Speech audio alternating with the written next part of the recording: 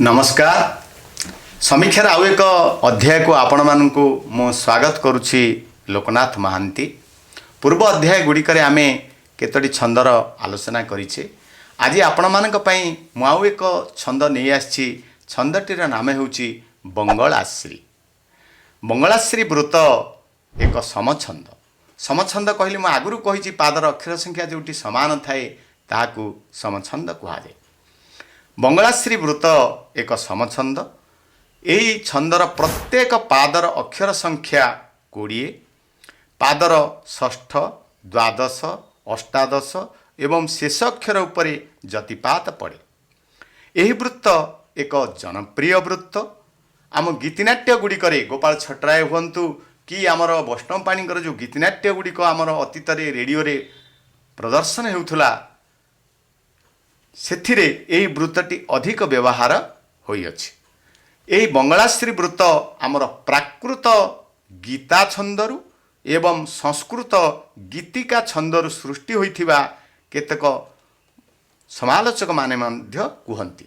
आमर विशिष्ट नाट्यकार तथा संस्कृत पंडित रघुनाथ परीक्षा लक्षण चंद्रोदय मध्य कहिछंती जे आमर छंद गुड़िक संस्कृतर सृष्टि होइछि एवं श्यामसुंदर राजगुरु विशिष्ट प्राबंधिक मध्य यहाकू समर्थन करिछंती। अपन्ना पंडा जो छंद चंद्रिका रचना करिछंती सेथिरे मध्य से कहिछंती संस्कृत साहित्य आमर केतक ढगढमाळीर मध्य आमर छंद गुड़िक आसी अछि। वर्तमान आमे देखिबा एई जो बंगलाश्री वृत्त प्राचीन साहित्य ठारू आरंभ करी आधुनिक साहित्य पर्यंत कविवर राधानाथ राय पर्यंत यही छंदटी तांको साहित्य रे व्यवहार करिसेंती। वर्तमान मु बुझौछि जेहेतु हाईस्कूल हेउ किंबा प्लस टू रे यही छंदटी कोर्स रे थिबारु आपण मानकु एठी कहिबाकु चाहे जे एही वृत्त गायन किपरि करा जिवो एवं यार जतिपाठ केउंठी पड़े। यार पादर अक्षर संख्या जदि 20 हुए ताहाले धरि निया जाऊ केही रही नाही रहिबे नाहिंती भवरंग भूमि तळे 20 पुणी सर्वे निज निज अभिनय सारी बाहुड़े काल बले ये भी 20 किंतु गायन कला बेले केही रही नाही 6 रे जति पड़िबो पुणी रहिबे नाहिंती 12 रे जति पड़िबो पुणी भवरंग भूमि 18 रे जति पड़िबो एवं तळे रे जति पड़िबो। तेणु आकु जेतला आमे गाइबा केही रही नाही रहिबे नाहिंती भवरंग भूमि तळे सर्वे निज निज अभिनय सारी बाहुड़ीबे काल बळे एभली भाव गायन करने को हम। तेणु षष्ठ, द्वादश, अष्टादश एवं शेषाक्षर उपरे आमे निश्वास नेबा किंबा विश्राम नहीं यही छंदटी को गायन करेंगे। तेणु आपण मानक पई आज मु केतोटी बंगलाश्री वृत्तर उदाहरण नहीं एवं तार भावार्थ बुझेबी एवं जेतेले आमे छंद गायन करबा से छंदर विषयवस्तु संपर्क मध्य आमे जानिबा उचित। कवि सम्राट उपेन्द्र भंजकर वैदेश विलासर 20 छंद। ये 20 छंदरे कवि उपेन्द्र भंज जो राम सीतांकर एकनिष्ठ दाम्पत्य प्रेम को नहीं जो कथाटी वर्णना करिसेंती ताकू वर्तमान मु गान करुछि। यार भावार्थ प्रथमे यार ती भावार्थ मु आपण मानकु बुझेबा को चाहूछि। परवर्ती अवस्था में यहाँ गीत गाइबी किंतु प्रथमे कहूछि जे दिने चंद्रमुखी सीता अत्यंत दुखिनी होई रामचंद्र को कहिले राति पाहिले जेउ दिन आपण अभिषिक्त होई राजा होइथान्ते सेही दिन विधाता वनवास विधान कला। एही विधाता जेपरि शिवंक ठारू कुबेरपुरी छड़ाई ताहांकु श्मशान रे विहार कराइला एवं विष्णु को रत्न पलंकरू वंचित करी साप उपरे शयनर विधान कला। ठीक सेही परी आमको मध्य राजसुखर वंचित कराई वनवासी कराइला। जो विधाता अनुचित कार्य करने को मध्य भूली पारे नहीं से कहीं विधि नाम को धारण करिछि। यह शुणी ରାମଚନ୍ଦ୍ର ସୌନ୍ଦର୍ଯ୍ୟବତୀ ସୀତାଙ୍କୁ କୋଳରେ ବସାଇଲେ ଏବଂ ଭାବବିହ୍ୱଳ ହୋଇ ତାହାଙ୍କ ମନକୁ ଆନନ୍ଦିତ କରିବାକୁ କହିଲେ, ହେ ପ୍ରିୟେ, ତୁମେ ବିଧି କି ଅବିଧି କହିବା ଉଚିତ ନୁହେଁ, କାରଣ ପାର୍ବତୀଙ୍କ ସହିତ ଏକାନ୍ତ କ୍ରୀଡ଼ା ରଚନା କରିବା ପାଇଁ ବିଧାତା ଶିବଙ୍କୁ ଶ୍ମଶାନରେ ବୁଲାଇଲା ଏବଂ ସେଥିନିମିତ୍ତ ବିଷ୍ଣୁଙ୍କୁ ମଧ୍ୟ ସମୁଦ୍ର ମଧ୍ୟରେ ସର୍ପଶଯ୍ୟା ଉପରେ ଶୟନ କରାଇଲା। ସେହି ଦୃଷ୍ଟିରୁ କହିବାକୁ ଗଲେ ଏହା ନିର୍ଜନ ସ୍ଥାନ ବୋଲି ଏକାନ୍ତ କେଳି ରଚନା କରିବା ଉଦ୍ଦେଶ୍ୟରେ ଆମ୍ଭ ଦୁହିଁଙ୍କୁ ଏହି ବନରେ ପ୍ରମୋଦ ମନରେ ବିହାର କରାଉଛି। ରାତ୍ର ଶେଷ ପଦରେ କବି କହୁଛନ୍ତି, ରାତ୍ର ଶେଷ ହୋଇଯିବାରୁ ରାମଚନ୍ଦ୍ର ନିଜର ନିତ୍ୟକର୍ମ କଲେ। ଏଠାରେ ଚିତ୍ରକୂଟ ପର୍ବତରେ କେଳି ଶେଷ ହେଲା। ବୀରବର ଉପେନ୍ଦ୍ର ଭଞ୍ଜ ଏହି ଛାନ୍ଦକୁ 20 ପଦରେ ଶେଷ କରି ଆନନ୍ଦିତ ହେଲେ। ତେଣୁ ଏହି ଛାନ୍ଦର ବିଷୟବସ୍ତୁ ଆପଣଙ୍କୁ ଟିକେ ମୁଁ କହିଲି। ବର୍ତ୍ତମାନ ଏହାର ଗାୟନ ଶୈଳୀ କିପରି କରାଯିବ ସେହି ସମ୍ପର୍କରେ ଆପଣଙ୍କୁ ବର୍ତ୍ତମାନ ମୁଁ ଦେଖାଉଛି।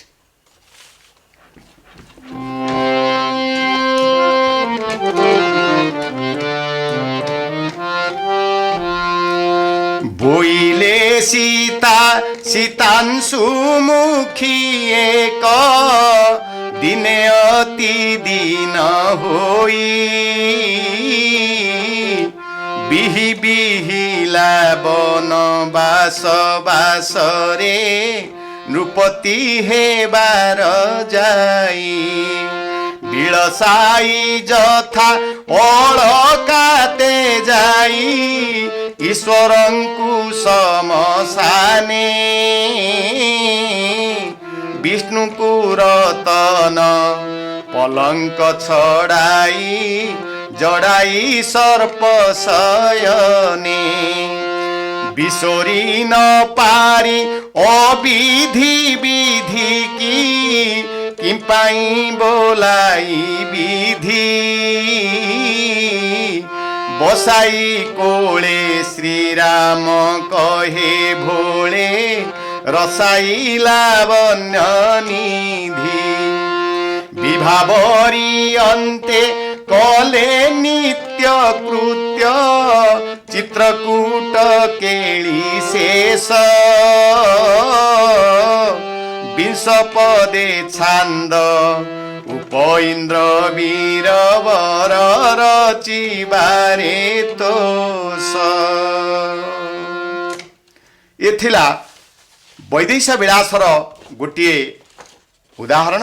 ସେହିପରି ଆମ ଓଡ଼ିଆ ସାହିତ୍ୟର ବହୁ କବି ରୀତିଯୁଗ୍ୟ ସାଧାରଣତଃ ଏଇ ଯେଉଁ ଆମର ଆଳଙ୍କାରିକ ଯୁଗରେ ପ୍ରତ୍ୟେକ କବିମାନେ ଏହି ବୃତ୍ତଟିକୁ ନେଇ ଅନେକ ଛାନ୍ଦ ରଚନା କରିଛନ୍ତି। ମୁଁ ଆପଣଙ୍କୁ କେତୋଟି ଉଦାହରଣ ଦେଉଛି। ରାଘବ ବିଳାସ 35 ଛାନ୍ଦ ରଚନା କରିଛନ୍ତି ଯଦୁମଣି ମହାପାତ୍ର।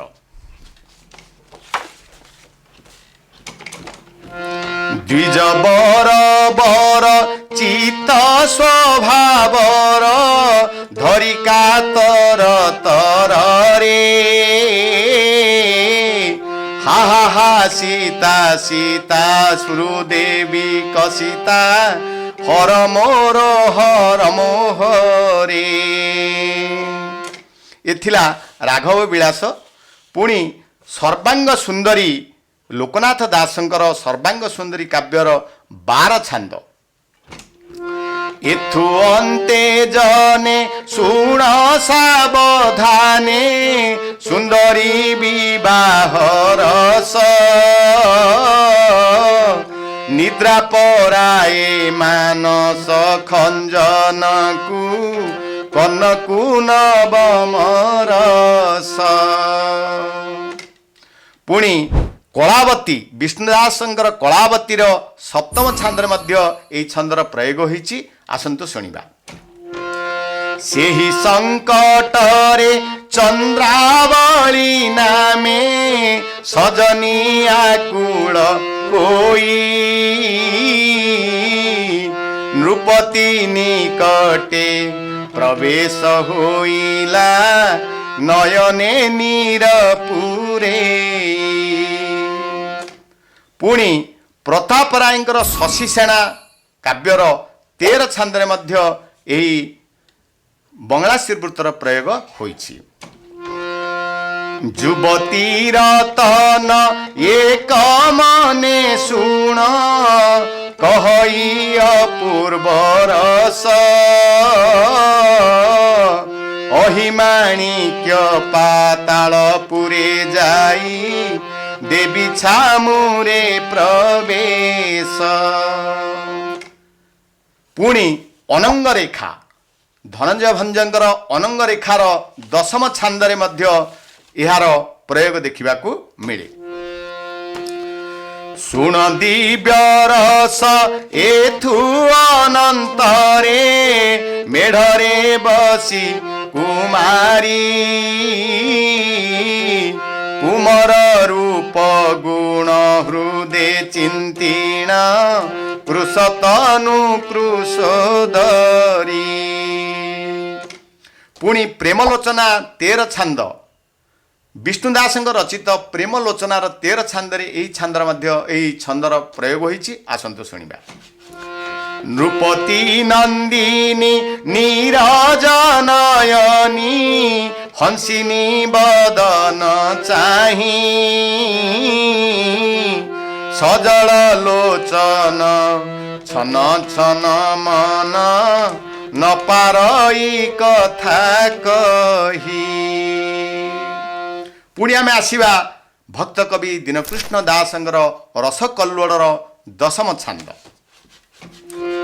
କୁମୁଦ ନଳିନୀ ସଖୀ ଗଣ ଘେନି ଗମନ୍ତି ଗମନ କରନ୍ତି ରଙ୍ଗେ କମଳ ସୁବାସ ଅଙ୍ଗ ଚାରି ପାଶ ବେଢ଼ି ଉଡୁଛନ୍ତି ଭୃଙ୍ଗେ। ପୁଣି ଆସିବା ବିଦଗ୍ଧ କବି ଅଭିମନ୍ୟୁ ସାମନ୍ତ ସିଂହାରଙ୍କର ବିଦଗ୍ଧ ଚିନ୍ତାମଣିରୁ ଏହି ଛନ୍ଦ।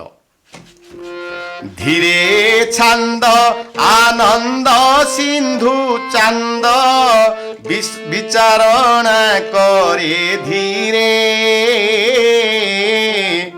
ଧୀରେ ଭାବନା କଲେ ହୋଇ ଚେତନା ଗୋବିନ୍ଦ ସୁଶୟନରେ। ଇଏ ହେଉଛି ଅଭିମନ୍ୟୁ ସାମନ୍ତ ସିଂହାରଙ୍କର ବିଦଗ୍ଧ ଚିନ୍ତାମଣି। ପୁଣି ଆମେ ଯିବା ସେଇ ରୀତି ସାହିତ୍ୟର ନରସିଂହ ସେଣଙ୍କର ପରିମଳା ବୋଲି ଗୋଟିଏ କାବ୍ୟ, ଯେଉଁ ପରିମଳା କାବ୍ୟର 17 ଛାନ୍ଦରେ ଏହାର ପ୍ରୟୋଗ ହୋଇଛି। ଏହି ମତି ଦିନ ବଞ୍ଚାଇ କୁମର ମଧୁବତୀ ପୁରେ ଥାଇ ରାତ୍ର ଓ ଦିବସେ ପରିମଳାମତି ରସେ ତାର ମନ ଦେଇ। ପୁଣି କବିରବି ରାୟଗୁରୁ ମହାପାତ୍ର ବଳଦେବ ରଥଙ୍କର ଚନ୍ଦ୍ରକଳା କାବ୍ୟ ର 4ଥ ଛାନ୍ଦରେ ଏହି ଛନ୍ଦର ପ୍ରୟୋଗ। ପ୍ରମୁଦିତ ହୃଦେ ଶୁଣ ବିଶାରଦେ ସେ ମହିମଣ୍ଡଳୀ ଧବ ପରତାପନର କରତା ସେ ବୀର ପରତାପ କଣ୍ଠୀରବ। ପୁଣି ଆମେ ଆଧୁନିକ ଯୁଗର ସ୍ୱଭାବ କବି ଗଙ୍ଗାଧର ମେହେରଙ୍କର ତପସ୍ୱିନୀ କାବ୍ୟକୁ ଯିବା। ତପସ୍ୱିନୀ କାବ୍ୟର 2ୟ ଛାନ୍ଦରେ କହୁଛନ୍ତି, ଯେତେବେଳେ ଲକ୍ଷ୍ମଣ ସୀତାଙ୍କୁ ବିସର୍ଜନ କରି ଭାଗୀରଥୀ କୂଳରେ ବିସର୍ଜନ କରିବାକୁ ଯାଉଛନ୍ତି। ଭାଗୀରଥୀ କୂଳେ ଲକ୍ଷ୍ମଣ ଯେ କାଳେ ବୈଦେହୀ ବିସର୍ଜି ଗଲେ ବ୍ୟାପିଥିଲା ଖରା ସସାଗର ଧରା ନିର୍ମଳ ଅମ୍ବର ତଳେ। ତେଣୁ ଏହି ଛନ୍ଦଟି ପ୍ରାଚୀନ ଯୁଗରୁ ଆଧୁନିକ ଯୁଗ ପର୍ଯ୍ୟନ୍ତ ବହୁ କାବ୍ୟମାନଙ୍କରେ ଏହାର ଆଲୋଚନା କରାଯାଇଛି। ସେହିପରି ଆମର ଭକ୍ତଚରଣ, ଯିଏକି ମଥୁରା ମଙ୍ଗଳ ରଚୟିତା ଭକ୍ତଚରଣ ଦାସ, ସେ ମଧ୍ୟ କହିଛନ୍ତି, ଯେତେବେଳେ କଂସ ଚିଟାଉଟିଏ ଲେଖୁଛି, ଚିଟାଉଟିକୁ ଦେଇଛି ଅକ୍ରୁରଙ୍କୁ, ହେ ଅକ୍ରୁର ଏଇ ଚିଠି ନେଇ ନନ୍ଦ ରାଜାଙ୍କୁ ଦେବ। କ'ଣ ଲେଖା ହେଇଛି? ଲେଖିଅଛି କଂସ ହୋଇ ମହାରୋଷ आहे गोपपति नंद आज्ञा प्रमाणे तत्काले आसीबु नोहिले छेदिबी स्कंध। ठीक से परी धर्मपद काव्य गोपबंधु दास मध्य कहउचंती